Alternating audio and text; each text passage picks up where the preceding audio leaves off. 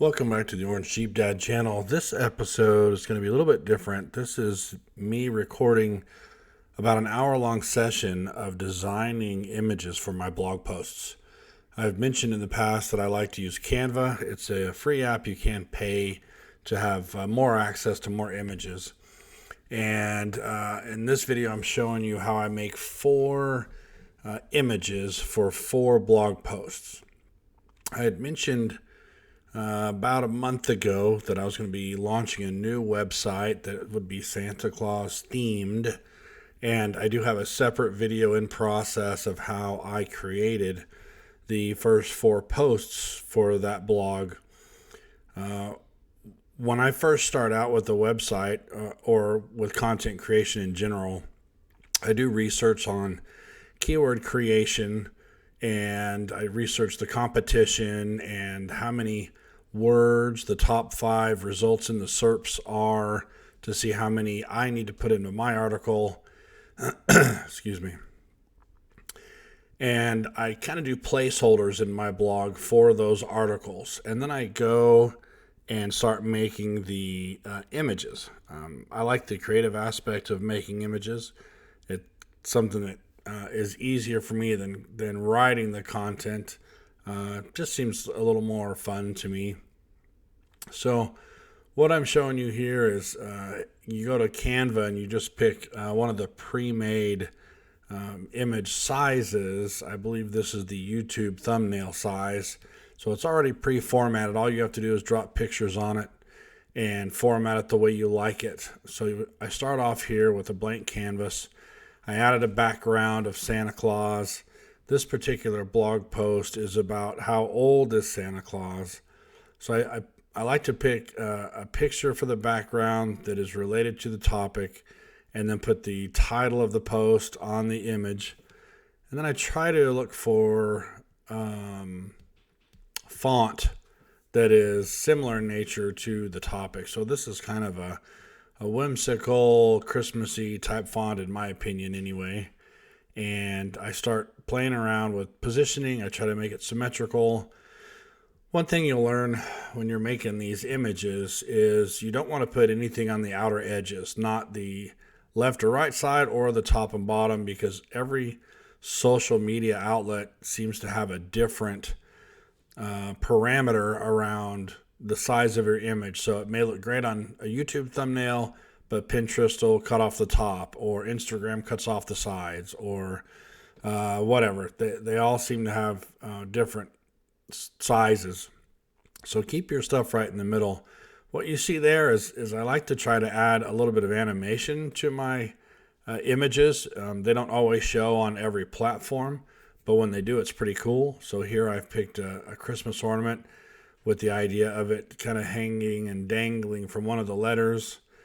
And what I'll show you after I create this image is Canva will output this into a movie format. And so you have to take the movie format and convert it to a GIF format or GIF format.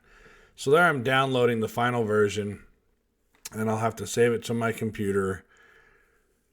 It takes just a minute for it to prepare it. I should probably speed this up a little bit. I'll try in the after I get this video all done and put it on YouTube, I'll go in and see if I can't put a table of contents with timelines on it so you can see. There's the link to the animated GIFs, easygif.com. Takes you to this website where you can choose the MOV that you want to convert to a GIF or GIF, however you say it. I say GIF. One of my daughters says GIF. And so you select the MOV that you got from Canva, and there it is. And you tell it to convert. And then right below that convert button will be an output file. And there it is. And you can see right below that it's still 422 kilobytes. And it's giving you the option to optimize that even further to reduce the size. So I always do that. And once you click that, again, it pops down another image below the last one. You see the cat there. Now we're down to 322. And you right click and save that image.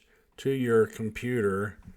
And now I'm back at my website. There it is, SantaClausandChristmas.com. You can go in. I have the Acabado theme set up. I'll go to the posts. You'll see the 4 posts that I have started. And here are some of the images I've made. There we go. So we're going with How Old is Santa Claus? So we're going to edit that post. And then we'll drop down into the featured image section. Go over to upload media and go into our computer and upload it. And then always title and alt text with keywords or your blog title. Just a little bit extra points for Google, letting them, helps their algorithm figure out what your post is about. Now, I don't know if you saw in that last screenshot, but when I uploaded it, you could see the ornament moving. On this page, you cannot see the ornament moving. So I'll need to get in there and figure out in the code how to accept GIFs on this page. It's not accepting it for some reason. It doesn't blank it out, but you can't see the animation. Once you click into the article, though, we're back to a GIF with a swinging ornament. So there's an example. Now we're going to go into another post about Christmas stockings. You can either go into Canva and make a new image right on top of your old one, or you can create a new design. I think you should create a new design, because another nice thing about Canva is it will save your previous designs. So if you ever want to go back and reuse it, or if you make a mistake and you need to change it, Canva does keep all your old designs unless you make a new design on top of the old one. Then all it has is your most recent. I'm showing you the search feature here. This post is about stockings, Christmas stocking stuffers. I remember having difficulty deciding on a design for this one, but I ultimately went with the background of the guy and girl holding the stocking, and then just had to start playing around with the design. One of the things that you will notice is if you try to put dark letters on a dark background, it won't be visible very well. So you have to either choose the appropriate background image to complement your font or vice versa. And there I'm using the duplicate feature so that I don't have to keep going over to the text bar and selecting a text and selecting the font. You can easily just hit the duplicate button there up on the right and drag down the next copy. The other thing I've kind of learned to do when you're stuck with font or color that doesn't show up is to use that duplicate method to create kind of a mirror image and change the color of the top layer. Say like right now there's black lettering, I could duplicate it and turn the top layer white and kind of offset it just a tad so it looks like it has shadowing. So you have to get a little bit creative. I don't think certainly no easy to use image creation tool like this is going to do anything and everything you want it to do. You have to get a little creative. You want to get into Adobe or one of those other really expensive software programs, you'll have more options. But there I am putting a colored layer on top of another darker layer to help it stand out a little bit more. And I grabbed a element, it's called, from the left side and put it at the bottom of that image. That's the gray bar at the bottom you see. And that's how I make the letter show up on the bottom. You can change the color of anything on there. The element on the bottom can change colors. Of course, the font can. And so I'm just going to continue messing around with the font till I get something I like. And I'm going to go ahead and pause here and jump ahead. Here's a good part to show where I'm changing the color. I try to match the background colors of these different elements to other items in the picture. So plus it's Christmas, I'm trying to go with red and white. So I've changed the background of the element to red, gone with white lettering. It's all standing out fairly well. I download it, save it to my hard drive. Oh, nope. Gotta find a moving element. That's right. I go with some arrows on this one. Sometimes it takes a minute to scroll through all the options. They have quite a bit to choose from. So I've chosen the arrows there. I got to flip them around 180 degrees. Sometimes when you got so many layers of images, you grab the wrong thing and move it. But it's got the rewind or backwards button on the top left up there. So if you make a mistake, you can just reverse it. So now I'm just trying to square up that animation. And then we'll save it as a movie file and go back to Easy GIF and change it to a GIF file so that we can upload it to our blog post. I went back and forth on this font several times. Once again here I'm just changing it around, trying some different looks, different fonts, and grabbing the shapes like that square. You can place it, I place it on top of my letters and kind of line up the top, stretch it down to cover the bottom, stretch it left and right to cover the letters. Then you go to that position button and start moving it backwards, and it'll go behind your letters. So there I got to change the what do you call it, opacity, so you can kind of see through it still a little bit, and then push it back in position behind the letters, and that's how you make your letters show up a little bit better, because the guy's white sweater was making it a little difficult.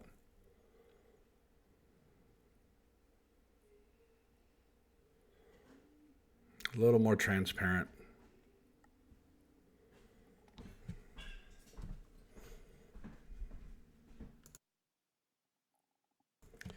And then back to easygif.com to change that movie file to a GIF file. Just upload your MOV. There it is. It's 91 megabytes. No option to optimize, so we're good. So just save that image. Pop into the back end of your WordPress and head over to your posts. There it is at the top, Christmas stockings. Go into edit and find your featured image. Drop down and put it in right there. There it is. Remember to change your image title. If you title it the way you want it the first time, then anytime you ever use that image again, it will already populate that title box. Then you just copy and paste it from the title box to the alt tag. See the arrows moving there on the back end in the image. So you update that page, and there it is on the actual site. Takes a minute to load. This was on my old laptop that I'd had for a while. It's really slow. I finally got some new equipment for Christmas, but you can see the arrows not moving on that image. But if you click into the article, it is moving. So again, I just have to get into the code of this template. Acabado is a new template made by the Income School guys. Still has some bugs in it. And the last one we'll do is for Santa's sleigh. Again, at Canva, choosing background image. I can go to Christmas, or I can type in the word sleigh and see what images they have on file. They have some subheadings at the top there. Reindeer and sled, toboggan. And I go down, and I thought I liked that one at first. You can change the image around to kind of show different parts of the image or the different parts of the picture. But ultimately, I think I end up going with a different image. I didn't like the way this one was kind of offset. I'm looking at some other options there. There's the one I end up going with. So you stretch it out, change the letters to the appropriate colors, then change your font. Again, kind of a Christmas type font. I think that one's called Bad Horse. Using the duplicate function to make it go quicker, changing the font size, centering it, leaving a little bit of gap at the top and the bottom, some gaps on either side. Looking for an animation for a little extra bonus on my image. I was looking for like a streaking type, comet type to put behind the sleigh like he's moving, but I couldn't find one of those. So I went kind of this fireworks type thing. Put it up there in the middle, adds a little bit of color, and that ends up being the final version of Santa's sleigh image. So download it, save it to your computer as the video file, and again back to easy gift to convert. So that's pretty much how I go about making images for my posts. If I can take my own images, of course, I put that as my background image. I do quite a few images myself. I'd say at least 50% I do my own pictures of. And for the rest, I do Canva. And on some occasions, I'll go to Google and use their filter feature to find public use images. Here I'm converting the Santa sleigh video to a GIF, upload it. There's Santa sleigh, 330 kilobytes. Convert it to a GIF. There's the output, 468, 58. Optimize that. Sometimes I have to click twice on that old laptop. There it is. Scroll down. Come on.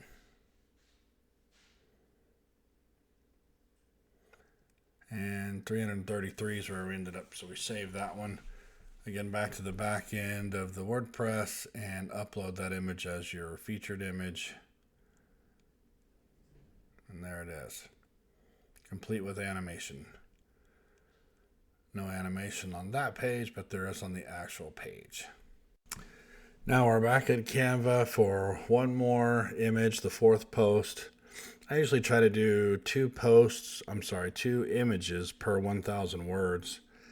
So here's one more Santa Claus post. I'm picking the background image, stretching it out to cover. You can't really see it on the screen, but you'll see it when you're on Canva. There's an actual outline of your canvas board, if you will. So you just stretch your background out to the borders of the board, and then start adding your letters. You can add additional images on top of it, or anything from that left-hand side that you see over there. This particular blog post is the meaning of and history of Santa's greeting. And so I just need to add that text, change the font to kind of a Christmassy type whimsical font. And I think on this one I just go with a simple animation of some words at the bottom that says click here. And that'll do it.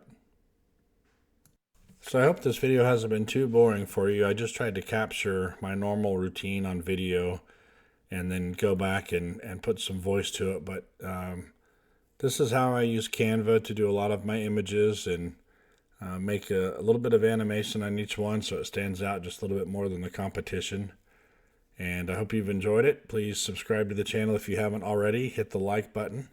And if you have any questions I can answer for you on blogging or any aspect of it, just leave it in the comments section below.